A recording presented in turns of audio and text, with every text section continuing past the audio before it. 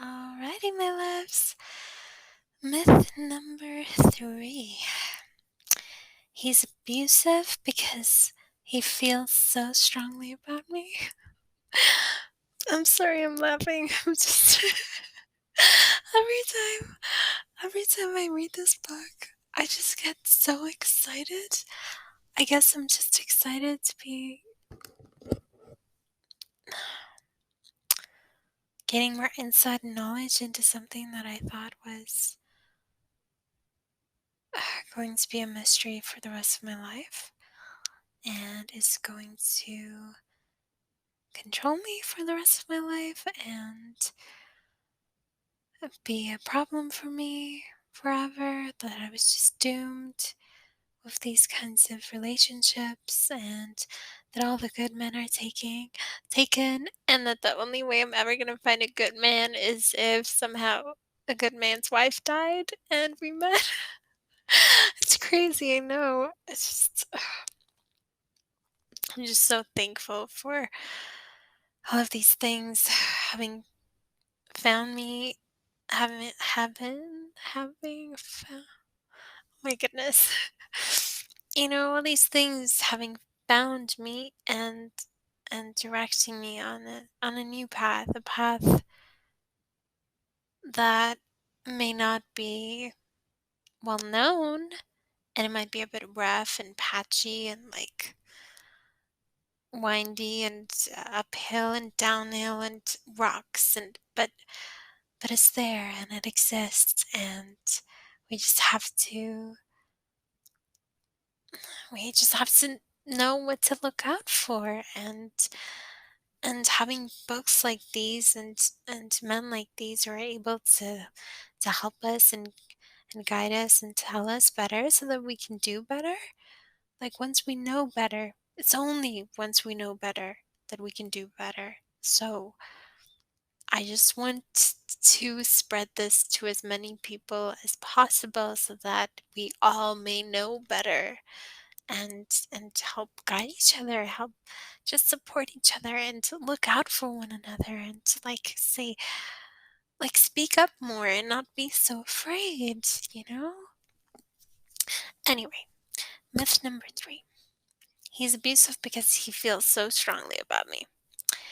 People cause those they care about most deeply the most pain.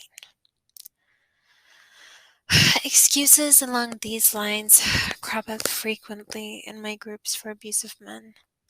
My clients say to me, "No one else gets me upset like she does. I just go out of my head sometimes because I have such strong feelings for her.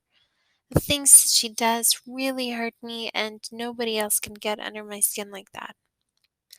Abusers can use this rationalization successfully with their partners, friends, and relatives. There is a grain of truth to it. People we love can cause us deeper pain than anyone else. But what does this have to do with abuse? The abuser would like us to accept the following simple but erroneous formula. Feelings cause behavior. When people feel hurt, they lash out at someone else in retaliation. When they feel jealous, they become possessive and accusatory. When they feel controlled, they yell and threaten. Right? Wrong. Each human being deals with hurt or resentment in a unique way. When you feel insulted or bullied, you may reach for a chocolate bar. In the same circumstance, I might burst into tears. Another person may put his or her feelings quickly into words, confronting the mistreatment directly. Although our feelings can influence how we wish to act, our choices of how to behave are ultimately determined more by our attitudes and our habits. We respond to our emotional wounds based on what we believe about ourselves, how we think about the person who has hurt us, and how we perceive the world. Only in people who are severely traumatized or who have major mental illnesses is behavior governed by feelings. And only a tiny percentage of abusive men have these kinds of severe psychological problems. There are other reasons not to accept the love causes abuse excuse. First, many people reserve their best behavior and kindest treatment for their loved ones, including their partners. Should we accept the idea that these people feel love less strongly or have less passion than an abuser does? Nonsense. Outside of my professional life, I've known many couples over the years who had passion and electricity between them and who treated each other well. But unfortunately, there is wide acceptance in our society of the unhealthy notion that passion and aggression are interwoven and that cruel verbal exchanges and bomb like explosions are the price you pay for a relationship that is exciting, deep, and sexy. Popular romantic movies and soap operas sometimes reinforce this image. Most abusive men have close relationships with people other than their wives or girlfriends.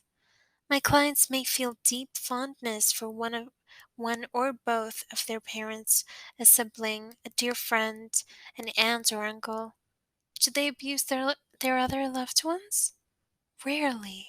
It isn't the love or deep affection that causes his behavior problem. Myth number 4. He holds in his feelings too much and they build up until he bursts.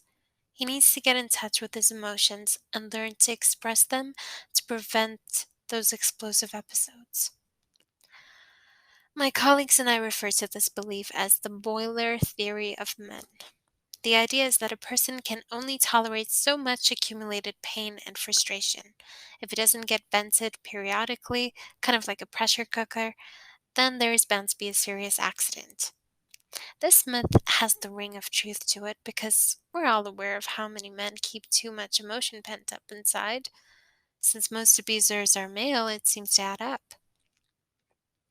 But it doesn't, and here's why. Most of my clients are not unusually repressed. In fact, many of them express their feelings more than some non abusive men. Rather than trapping everything inside, they actually tend to do the opposite. They have an exaggerated idea of how important their feelings are, and they talk about their feelings and act them out all the time until their partners and children are exhausted from hearing about it all. Yes, yes. An abuser's emotions are as likely to be too big as too small. They can fill up the whole house. When he feels bad, he thinks that life should stop for everyone else in the family until someone fixes his discomfort. Oh my goodness. Yes. This is exactly what I experienced. His partner's life crisis, the children's sicknesses, meals, birthdays, nothing else matters as much as his feelings. It is not his feelings the abuser is too distant from, it's his partner's feelings and his children's feelings. Those are the emotions that he knows so little about and that he needs to get in touch with. Hallelujah! Thank you! Thank you! Yes! Yes! Yes! My job as an abuse counselor often involves steering the discussion away from how my clients feel and toward how they think, including their attitudes toward their partner's feelings. My clients keep trying to drive the ball back into the court that is familiar and comfortable to them, where their inner world is the only thing that matters. For decades, many therapists have been attempting to help abusive men change by guiding them in identifying and expressing feelings. Alas, this well meaning but misguided approach actually feeds the abuser's selfish focus on himself, which is an important force driving his abusiveness. Part of why you may be tempted to accept the boiler theory of men is that you may observe that your partner follows a pattern where he becomes increasingly withdrawn, say less and less, seems to be bubbling gradually from a simmer to a boil, and then erupts in a geyser of yelling, put downs, and ugliness. It looks like an emotional explosion, so Naturally, you assume that it is. But the mounting tension, the pressure cooker buildup of his feelings, is actually being driven by his lack of empathy for your feelings and by a set of attitudes that we will examine later. And he explodes when he gives himself permission to do so. Wow.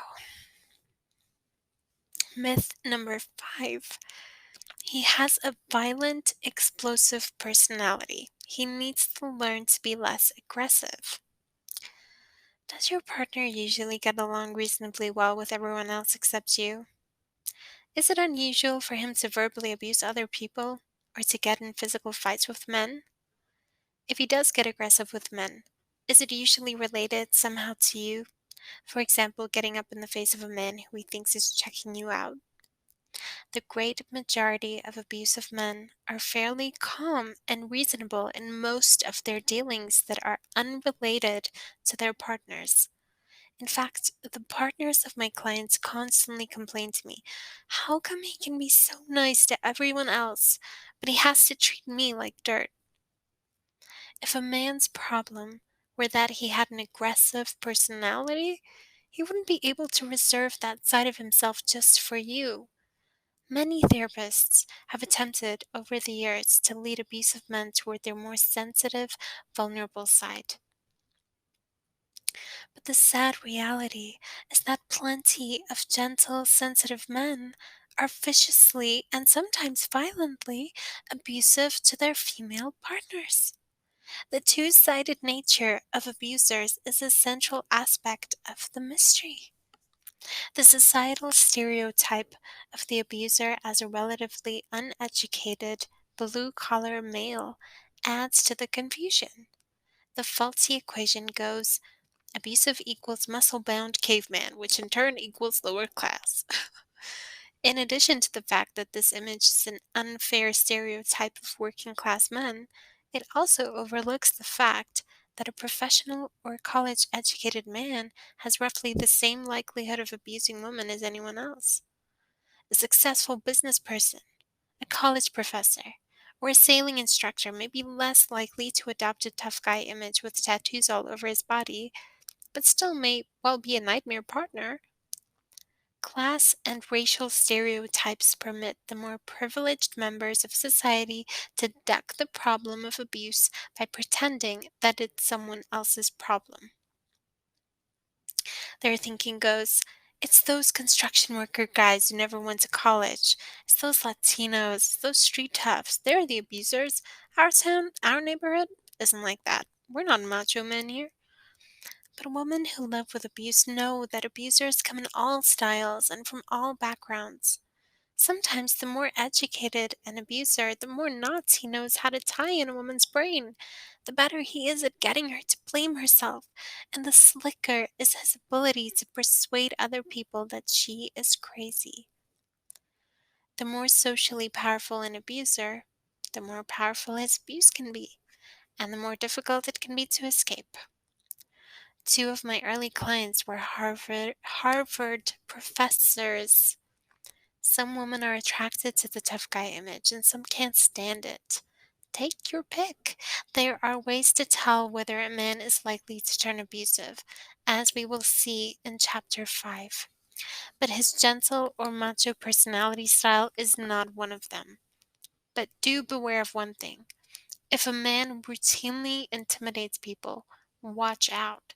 Sooner or later, he will turn his intimidation on you. At first, it may make you feel safe to be with a man who frightens people, but not when your turn comes. Goodness.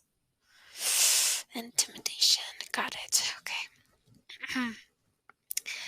He loses control of himself. He just goes wild. Many years ago, I was interviewing a woman named Sheila by telephone. She was describing the rages that my client Michael would periodically have. He just goes absolutely berserk, and you never know when he's going to go off like that. He'll just start grabbing whatever is around and throwing it. He heaves stuff everywhere, against the walls, on the floor. It's just a mess. And he smashes stuff, important things sometimes. Then it's like the storm just passes. He calms down and he leaves for a while.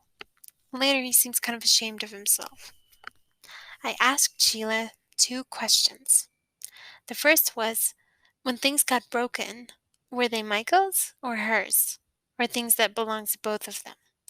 She left a considerable silence while she thought. Then she said, "You know what? I'm amazed that I've never thought of this, but he only breaks my stuff. I can't think of one thing he smashed that's belonged to him."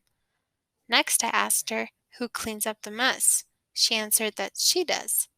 I commented, "See, Michael's behavior isn't nearly as berserk as it looks, and if he really felt so remorseful, he'd help clean up." Oh my goodness. Is he doing it on purpose?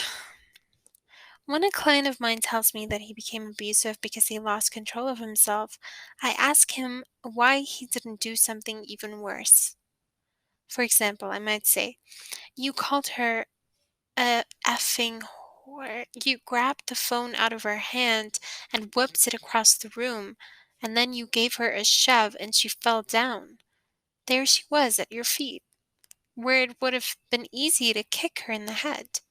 Now, you've just finished telling me that you were totally out of control at that time, but you didn't kick her. What stopped you?"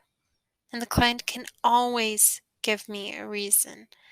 Here are some common explanations. "I wouldn't want to cause her a serious injury." "I realized one of the children was watching." "I was afraid someone would call the police." "I could kill her if I did that." "The fight was getting loud and I was afraid neighbors would hear." And the most frequent response of all, "Jesus, I wouldn't do that. I'd never do something like that to her." The response that I almost never heard, I remember hearing it twice in 15 years, was, "I don't know." These ready answers strip the cover off of my client's loss of control excuse.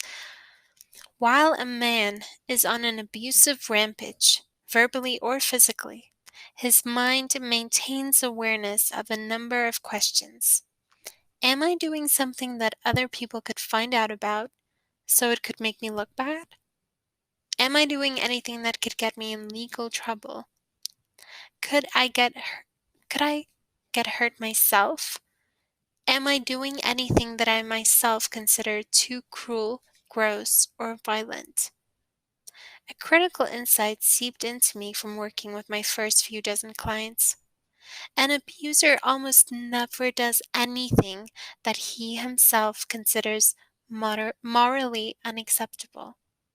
He may hide what he does because he thinks other people would disagree with it, but he feels justified inside. I can't remember a client ever having said to me, "There's no way I can defend what I did. It was just totally wrong."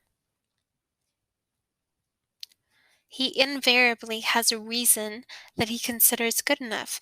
In short, an abuser's core problem is that he has a distorted sense of right and wrong. Oh my goodness. Yes, there's going to be a lot of those. I'm baffled. I'm just like, oh, it makes so much sense. Yes, of course, of course.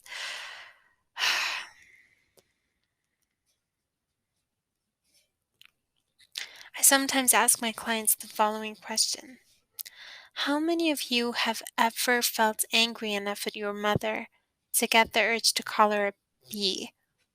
Typically, half or more of the group members raise their hands. Then I ask, how many of you have ever acted on that urge?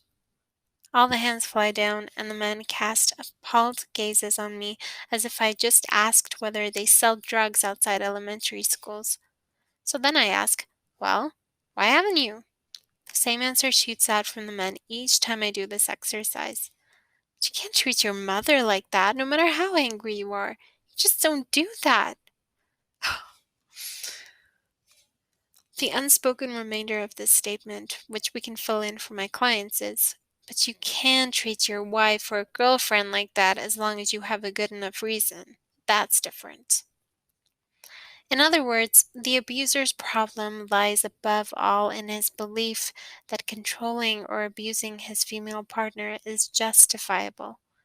This insight has tremendous implications for how counseling work with abusers has to be done, as we will see. When I was new to counseling abusive men, my own loss of control myth collided repeatedly with the realities contained in the stories of my early clients. Kenneth admitted that he used to dim the lights and then insist to Jennifer that nothing had changed, trying to make her feel crazy.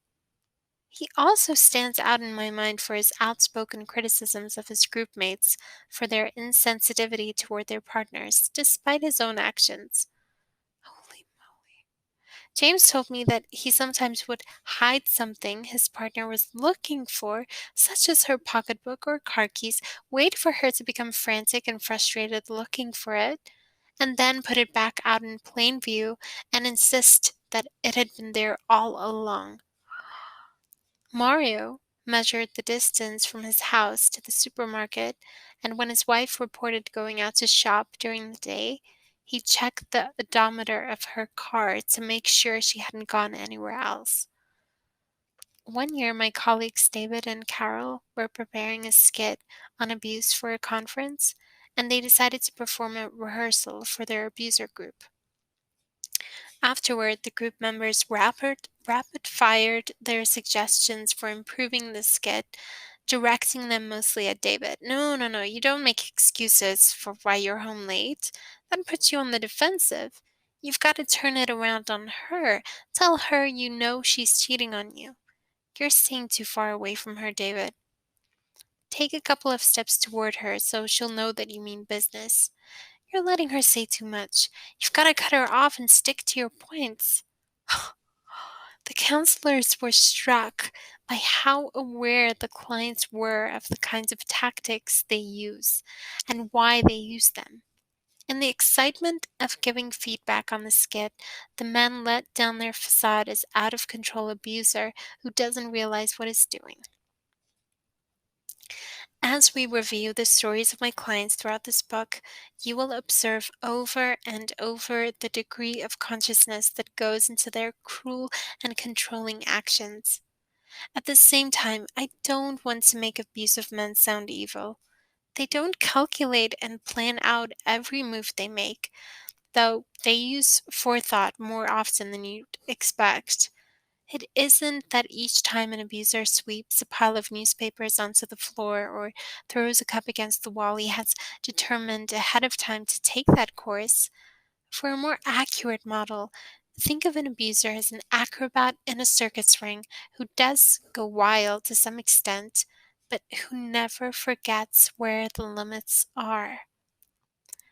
When one of my clients says to me, I exploded or I just lost it, I ask him to go step by step in his mind through the moments leading up to his abusive behavior.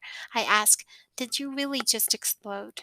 Or did you actually decide at one point to give yourself the green light?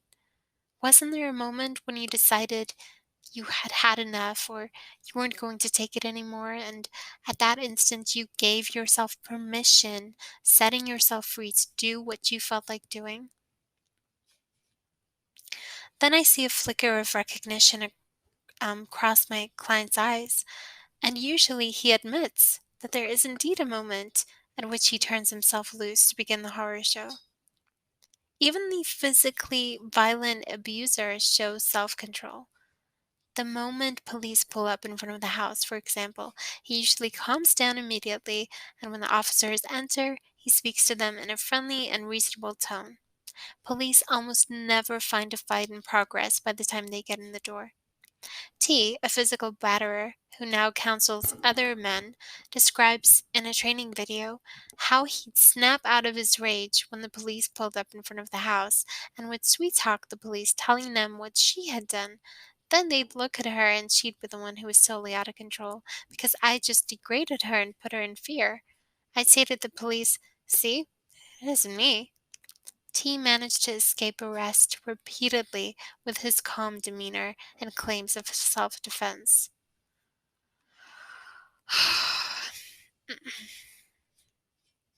Okay, I'm gonna end it there because the the time's almost running out and my voice is dying. And it's pretty late, but yeah, that's a lot of insight and wow, that makes sense. Like, I really hope you feel the same and that you're able to have a different perspective on the whole abusive thing. And yeah, it's gold. I mean, I can't thank this man enough. Just like he's a hero. He's a pioneer. God bless him. Alrighty. Meet you soon.